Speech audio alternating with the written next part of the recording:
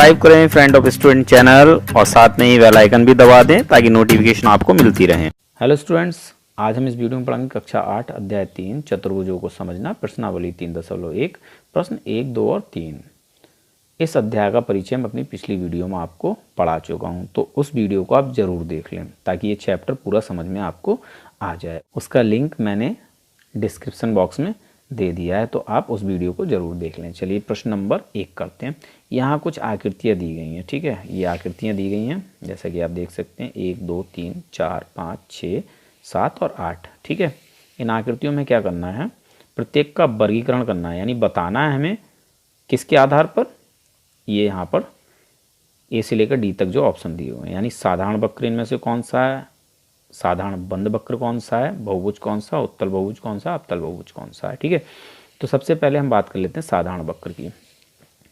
देखिए इस आकृति को देखें तो ये क्या है, कहीं से भी अन्य किसी रेखा से टच नहीं हो रही है, ठीक है, ना ही इसके अंदर कोई दूसरी आकृति है, ठीक।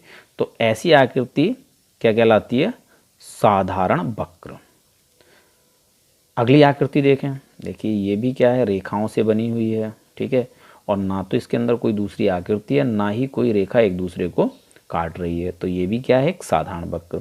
बट ये आप आकृति देखेंगे तो ये वक्र से बनी हुई, यानी देखिए इससे सीधी लाइन कहेंगे और इसे वक्र, वक्र लाइन यानी मुड़ी हुई लाइन, ठीक है। तो ये मुड़ी हुई लाइन से आकृति बनी हुई है और इसके अंदर एक आकृति और है ये, ठीक। तो ऐसी आकृति को हम साधारण वक्र नहीं कह सकते। इस आकृति को देखिए, ये सीधी लाइन, ये सीधी लाइन, ये सब सीधी लाइनों से बनी हुई आकृति है, बट एक लाइन दूसरी लाइन को काट रही है, ठीक है। तो ये आकृति साधारण वक्र नहीं है। अगली आकृति देखिए, ये मुड़ी हुई लाइन से बनी हुई है, ठीक है, लेकिन इसके अंदर कोई दूसरी ना तो आकृति है, ना ही कोई भी लाइन किसी दूसरी लाइन को काट रही है, तो ये क्या है, साधारण वक्र। ऐसा ही ये है, ठीक है, ये भी क्या है, एक साधारण वक्र। क्यों? क्योंकि इसके अंदर ना कोई दूसरी आकृति है, ना कोई लाइन दूसरी लाइन को काट रही है, ठीक। ये भी एक साधारण वक्र है। क्यों? क्योंकि एक ये कैसी है, मुड़ी हुई लाइन, और दो सीधी लाइनें हैं, ठीक है। कोई भी लाइन किसी लाइन को ना कहीं काट रही है और ना ही कोई इसमें दूसरी आकृति बनी हुई है, ये भी साधारण वक्र हो गया, और ये साधारण वक्र नहीं है, ठीक है। चलिए तो हम पहले का उत्तर लिख लेते हैं। पहले का उत्तर होगा आकृति फर्स्ट, सेकंड, ठीक, फिफ्थ, सिक्स्थ और सेवंथ। तो यहाँ लिख लेते हैं उत्तर ए। कौन कौन सी बच्चों, फर्स्ट, सेकंड, फिफ्थ, सिक्स्थ और सेवंथ, ठीक है। अगला क्वेश्चन है बी, साधारण बंद वक्र, ठीक है। अब ये वाले तो सारे साधारण वक्र हैं, ये जो हमने अभी निकाले हैं ये क्या है, सब साधारण वक्र हैं। और कैसे हैं ये, बंद। देख लो आप, देखिए ये भी कहीं से खुली आकृति नहीं है, तो ये बंद वक्र है, ये भी बंद है, और ये वाला भी बंद है, ये वाला भी बंद है, और ये भी बंद है, ठीक है। तो जो हमारे साधारण वक्र हैं वही हमारे साधारण बंद वक्र भी हैं, ठीक है। तो यहाँ हम उत्तर लिख लेते हैं बी। बी में क्या है, फर्स्ट, सेकंड, फिफ्थ, सिक्स्थ और सेवंथ, ठीक है बच्चों। अब आते हैं बहुभुज पर। तो बच्चों बहुभुज क्या होता है, जो रेखाखंडों द्वारा बना हो, सीधी लाइन द्वारा। तो देखिए ये आकृति सीधी लाइन द्वारा बनी हुई है, ये है नहीं, ये सीधी लाइन है, ठीक। ये आकृति भी सीधी लाइन द्वारा बनी हुई है, लेकिन ये मुड़ी हुई लाइन द्वारा बनी हुई है। ये भी सीधी लाइन द्वारा बनी हुई है, लेकिन ये मुड़ी हुई लाइनें हैं। इसमें भी ये लाइनें मुड़ी हुई हैं। इसमें दो सीधी लाइनें, लेकिन तीसरी लाइन मुड़ी हुई लाइन है, ठीक। और ये भी मुड़ी हुई लाइनें हैं। तो इसमें हमारे बहुभुज कौन से हो गए, 1, 2 और 3 बहुभुज हो गए, ठीक है। यानी आकृति फर्स्ट, सेकंड, फोर्थ। तो इसका उत्तर लिख लेते हैं, उत्तर सी, फर्स्ट, सेकंड और फोर्थ, ठीक है बच्चों। अब बात कर लेते हैं उत्तल बहुभुज की। तो उत्तल बहुभुज क्या होता है, ऐसी आकृति जो सीधी लाइनों से बनी हुई हो और जिसमें आमने सामने के शीर्ष मिलाने से जो विकर्ण बनते हैं, ठीक है, वो कहाँ होने चाहिए, आकृति के अंदर। जैसे हम इसमें क्या करें, इस लाइन को इस लाइन से मिलाएं तो ये क्या बन जाएगा, सॉरी, इस बिंदु को इस बिंदु से मिलाएं तो ये क्या बन जाएगा, इसका विकर्ण। ऐसे ही ये आमने सामने वाले बिंदु हैं, इन दोनों को आपस में मिला लें तो ये भी विकर्ण बन जाएगा, ठीक है। और दोनों ही विकर्ण कहाँ है, देखिए ये आकृति के अंदर का भाग है और ये बाहर का, तो ये दोनों ही विकर्ण आकृति के अंदर है। तो ऐसी आकृति जिसमें सभी विकर्ण आकृति के अंदर हों उसे हम कहते हैं उत्तल बहुभुज, ठीक। तो अगर हम इसकी बात करें ये उत्तल बहुभुज है या नहीं है, तो यहाँ देखिए अगर हम इस पॉइंट को और इस पॉइंट को आपस में मिला दें, ठीक है, तो ये क्या कहलाएगा, विकर्ण कहलाएगा। और ये आकृति का अंदर का हिस्सा और ये बाहर का, तो ये विकर्ण कहाँ हो गया, बाहर हो गया, तो ये उत्तल बहुभुज नहीं है। अब यहाँ बात कर लें तो बहुभुज है ही नहीं, क्यों, बहुभुज तो सीधी लाइनों से बनता है, एक ही है सीधी लाइनों से बना हुआ बहुभुज, ठीक है।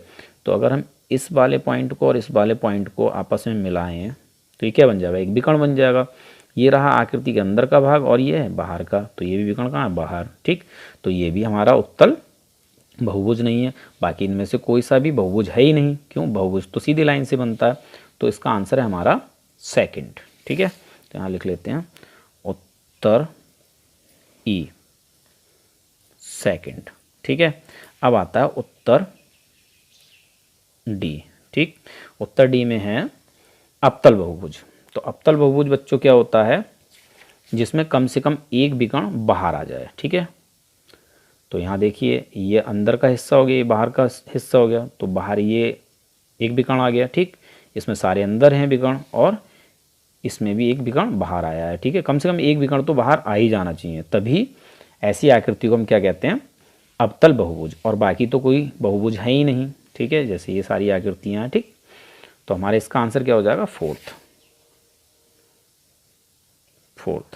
सॉरी, 1B है, ठीक है बच्चों। ये वाली यानी फर्स्ट आकृति और सेकंड आकृति दोनों के ही विकर्ण आकृति से बाहर हैं, तो ये दोनों ही क्या हैं, अवतल बहुभुज हैं। चलिए क्वेश्चन नंबर 2 देख लेते हैं। प्रश्न नंबर 2 है, निम्नलिखित प्रत्येक में कितने विकर्ण हैं। इसके 3 पार्ट दिए हैं। ए है एक उत्तल चतुर्भुज, बी है एक सम षड्भुज और सी है एक त्रिभुज, ठीक है। तो हमें ये बताना है कि उत्तल चतुर्भुज में कितने विकर्ण होते हैं, सम षड्भुज में कितने विकर्ण होते हैं और त्रिभुज में कितने विकर्ण होते हैं। तो बच्चों जैसा कि आप यहाँ देख सकते हैं, मैंने यहाँ ये बना के रखा हुआ है, ये आकृति जो देख रहे हैं ये एक है उत्तल चतुर्भुज, ठीक है। उत्तल चतुर्भुज क्या होता है, जिसमें सभी विकर्ण आकृति के अंदर हों, ठीक। और विकर्ण कैसे बनते हैं, आमने सामने के शीर्षों को मिलाने से। तो हम इसको और इसको मिला देंगे तो एक विकर्ण ये बन जाएगा और दूसरा ये और ये मिलाएंगे तब क्या बन जाएगा, ये दूसरा विकर्ण बन जाएगा, ठीक है। इसको और इसको आप मिला दें, 2 विकर्ण बन गए। अब आमने सामने के शीर्ष तो हमने मिला दिए और कुछ बचा ही नहीं है, तो इसमें कितने विकर्ण हुए, 2। तो किसी भी उत्तल चतुर्भुज में कितने विकर्ण होते हैं, 2, अधिक से अधिक। तो यहाँ ए का आंसर आप लिखेंगे 2 विकर्ण, ठीक है। यहाँ पर आप उत्तर लिख सकते हैं, ठीक। अब बात कर लेते हैं बी की, यानी एक सम षड्भुज में कितने विकर्ण होते हैं। सम षड्भुज क्या होता है, जिसमें 6 भुजाएं और 6 भुजाएं कैसी हों, बराबर माप की हों, ठीक है। अब इसमें विकर्ण खींचते हैं, देखिए ये और ये आमने सामने है तो इसको आप मिला दें, ठीक। ये और ये आमने सामने है तो इसको मिला दें, कितने विकर्ण हो गए, 2। ये और ये आमने सामने तो इसको आप मिला दें, कितने हो गए, 3 विकर्ण हो गए, ठीक है। अब ऐसे ही इसके साथ करें। अब देखिए इससे इसको तो मिला नहीं सकते है ना, क्योंकि ये सामने है ही नहीं। इसको और इसको मिलाएं, एक विकर्ण ये हो गया, इसको और इसको मिलाएं, सामने ये है, ठीक। 3 वो थे, 4 5 और इसको और इसको मिलाएं, 6, ठीक। अब क्या करेंगे, अब कितने विकर्ण बचे, इसको और इसको मिलाएं, 7 हो गया, ठीक। इसको और इसको मिलाएं, 8 हो गया। इससे इसको मिलाया तो ये कितने हो गए, 9 विकर्ण, ठीक है। तो एक सम षड्भुज में कितने विकर्ण होते हैं, 9। तो इसका आंसर लिख दें 9 विकर्ण, ठीक है। अब बात कर लेते हैं हम त्रिभुज की। त्रिभुज क्या होता है, जिसमें 3 भुजाएं। देखिए इसमें एक शीर्ष ये है, एक ये है, एक ये है, कोई भी आमने सामने शीर्ष है ही नहीं। अगर हम इससे इसको मिलाएं तो पहले से मिला हुआ है, इससे इसको मिला ये भी मिला हुआ है, इससे इसको मिला ये भी मिला हुआ है, तो यानी इसमें हमें एक भी विकर्ण नहीं मिलेगा। ठीक है, तो इसमें उत्तर लिख दें सी का 0 विकर्ण। ठीक है, एक भी विकर्ण नहीं होता है। चलिए प्रश्न नंबर 3 देख लेते हैं। प्रश्न नंबर 3 है, उत्तल चतुर्भुज के कोणों की मापों का योग क्या है। ठीक है बच्चों, कोई भी चतुर्भुज हो, ठीक, उसके कोणों का माप होता है, यहाँ उत्तर आप लिख दें 360 डिग्री। ठीक, आगे है, यदि चतुर्भुज उत्तल ना हो तो क्या ये कोण लागू होगा? बिल्कुल लागू होगा। तो इसका उत्तर लिखते हैं हाँ, लागू होगा। क्यों? क्योंकि सभी चतुर्भुजों के कोणों का योग 360 डिग्री होता है। ठीक है बच्चों, मिलते हैं अपनी अगली वीडियो में।